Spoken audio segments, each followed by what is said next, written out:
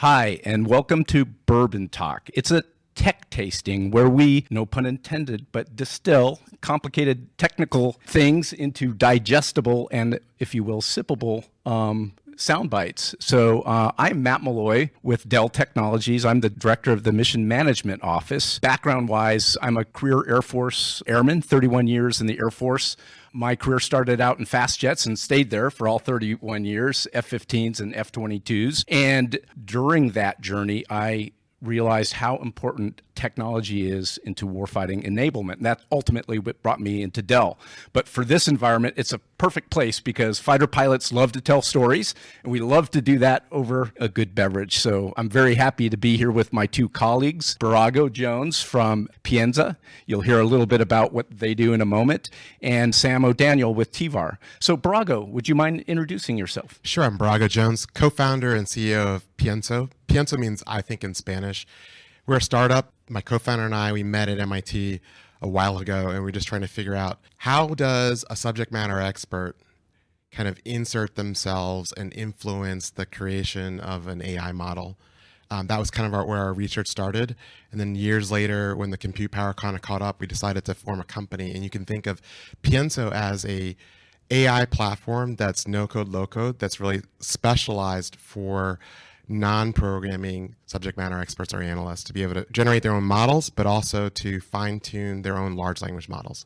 And I'm Sam O'Daniel. I am the Vice President of Civilian Agency Sales at TVAR Solutions. TVAR is a small business value-added reseller solutions provider out of the DC area, specialized with the federal government. We've been around for 16 years. I've been here for 7 of those, specifically focusing in the civilian agency space, historically NASA and Department of Transportation, both of which, as you mentioned, Matt, looking at analytics and data and technology. It is the key in the forefront of innovation and the journey that both these agencies do to help our civilization as a country and population. So it's been fun to be a part of those missions and learning about technology. And today I was chosen to be our lovely bourbon connoisseur and brought here a bottle of Angel's Envy. Bourbon has been something that's been very close to my family for a long time. Great-great-great-great-great-grandfather was one of the first innovators in bourbon, creating the first bourbon recipe and distilling company years and years ago.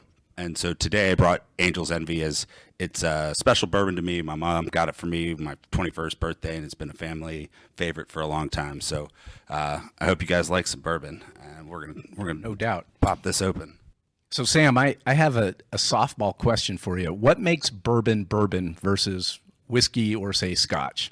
It's all about the process and the ingredients that go in it, right? As we talked about earlier, it's got to be over a 50% mash for you to be able to have that classify as bourbon. And in the past, it was only distilled in Kentucky, and they decided to change that as it grew in popularity. And so now you've seen them pop up in Virginia and all over the different parts of the states. But being a bourbon, you need to ensure that obviously you've got the right ingredients, the right process, and also how they fire roast their own barrels, right? They're unused barrels by these companies that create them on their own. Whereas you start getting into scotch, they're using re-old wine barrels that were used to age the wine. And so they have different flavors and things that are brought into it. But that would be one of the fun little interesting facts about bourbon. So with bourbon being a part of like my family and growing up, you learned about your ancestors, right? And then watching bourbon over the last few years become such a popular drink across the world. There's a lot of similarities when it comes to creating beverages like this, coming from the 1600s with little technology to today with mass production of beverages. You see a lot of those similarities, right? In the development of learning lessons and creating new ways to do things and improving the processes aligns itself a lot to technology and analytics. So today, as we dive into it, we're going to be talking a little bit more around generative AI and what generative AI means to the federal government today. A lot of people have different definitions of generative AI, and it could be interpreted very, very differently. So from a basic perspective, I would say generative AI is really the ability or the products of large language and data models being analyzed and processed so that individuals can simplify and create insights off of this data in ways that they haven't been able to in the past, right? And being able to utilize the compute power that's out there to provide that insight back to them quickly. And that changes a lot, obviously, depending on which part of the government you're working with, what part of industry. What would you say, Matt, would be your definition? That's a solid one. I would also point to the word generative. And so when I think about that, it's not only doing exactly what you said, Sam, but there's this notion, if you will, that you're seeing the generation of new material and insights from that body of data that the AI engine is plugging on. So you can create new content. I think generative AI is amazing in its ability to take text and transition to different types of modalities across the visual spectrum, 3D spectrum, those kinds of things. So it is very powerful. It is quite the talk of the town in any industry that you pick. Virtually, I suspect every function from education to commercial industries to our DoD, it is ripe for generative AI to be applied. And you certainly are hearing the buzz. I know at our Dell Technologies World that we hosted last month, it was quite the topic. And that's why I think it's great to have Birago with us. Birago Jones has been a leader in the field, as we heard during his introduction. And perhaps you could tell us a little bit your perspective on generative AI, and perhaps maybe since we're telling stories, maybe you got a war story or two about the application of generative AI. Sure. I'll tell a fun story first before I get to like the work story. But my daughter is 3 and she's very verbose. She likes to talk a lot. And we're so excited that she makes up her own stories. And so my wife had said, yeah, I heard this story from our daughter, Nia, and she has this great story about Super Nia and the hippo, and the Super Nia saves the hippo from the jungle and gets it back to their family. My wife wanted to get an illustrator. And I was just thinking, like, an illustrator, like, it's 2023. What do you need an illustrator for? There's Midjourney, there's DALL-E, there's all these like AI generative tools to go from text to an actual image. And so what I've been doing with my daughter is we're enjoying a lot of daddy-daughter time where she's speaking into the computer and it's generating these images so we can just illustrate her storybook. One thing that's really cool is that she's become more descriptive because she can see in real time that she changes her description and then the AI prompt ends up creating an image that's actually much more richer. And so learning every time she presents some new type of input. Exactly. And so, prompt engineers right now are making $300,000 a year. I'm not sending my 3-year-old there. I mean, it would be great, but, not have breaking labor laws or anything like that. But the larger point is just that it's accessible. That's the point. It's accessible at all these different levels. And so story time is awesome. Illustrating stories is really cool. Creating a haiku, like we were joking about inside a chat application, is awesome also.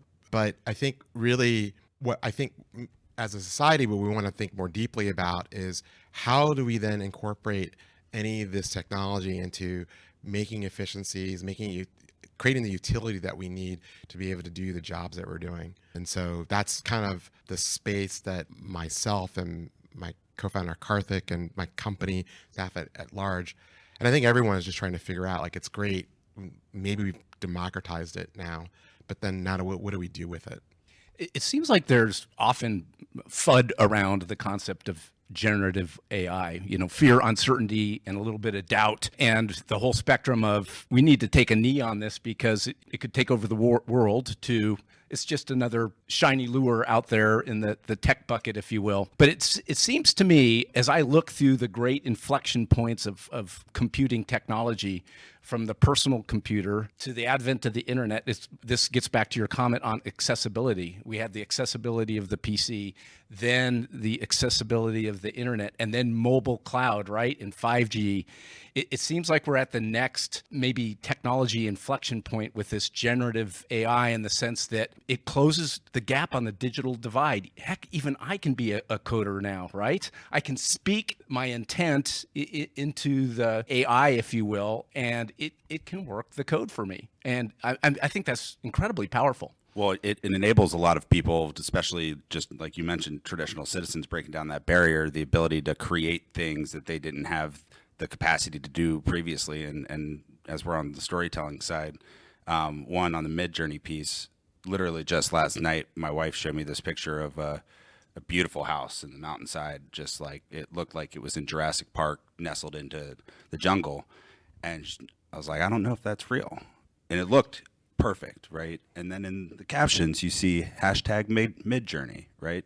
That's a generative AI piece that at the end of the day can also create some challenges as you get into the whole idea of social media misinformation and the ability to really create fake AI images, deep fakes, but it also enables people to be more creative. And there's a buddy of mine that actually created a website, right? Built an entire website just by prompting ChatGPT to create code. And that's now a business for him, and he's able to generate his own income. But now as you start seeing it expand more from just the personal side, and as you mentioned, you just see the fad go up quick. You see government agencies also coming into the fold and really being able to start taking mission-oriented capabilities and figuring out how can we streamline operations of onboarding users just into their agency itself, or how can they create more insights in intelligent transportation systems to continue to generate more safety and features for autonomous vehicles and things like that. I think is where we're going to see generative AI provide a lot of value to our people. As a former warfighter, I think of the possibilities in the mission enabling space, from intelligent drones in swarming, where they just receive their mission type orders. They're able to sense between the intelligent swarm, the order of the battle space, and then pick the most intelligent route to the target or the objective, right? And along the way, make thoughtful decisions, generate content, and even tactics, which gets to the ability to do advanced threat training, modeling and simulation. You can train against synthetic and adversaries that are actually thinking and generating new warfighting concepts. It's really incredible. You mentioned some of the threats that and the concerns of generative AI from deep fakes. Another one I've seen in the news with a large, we'll call it unnamed company, where a lot in the terms of billions of intellectual property went out the door into a chat engine to assist in writing code. So Birago, what are your thoughts about, and maybe what do you do about protecting your IP in this environment with generative AI and those kinds of things?